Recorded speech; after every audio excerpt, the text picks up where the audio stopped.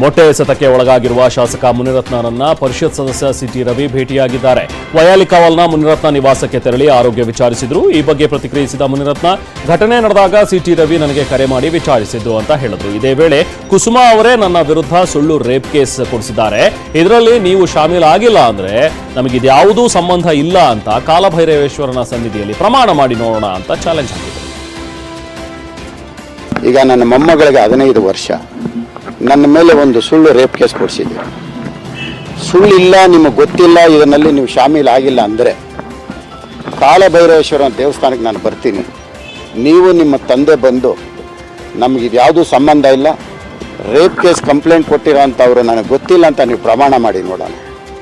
ನಾನು ಪ್ರಮಾಣ ಮಾಡ್ತೇನೆ, ಈ ರೇಪ್ ಮಾಡಿರೋ ಅಂಥದ್ದು ಸುಳ್ಳು ಕೇಸು ಅಂತ ನಾನು ಪ್ರಮಾಣ ಮಾಡ್ತೀನಿ, ನೀವು ಬನ್ನಿ. ನೀವು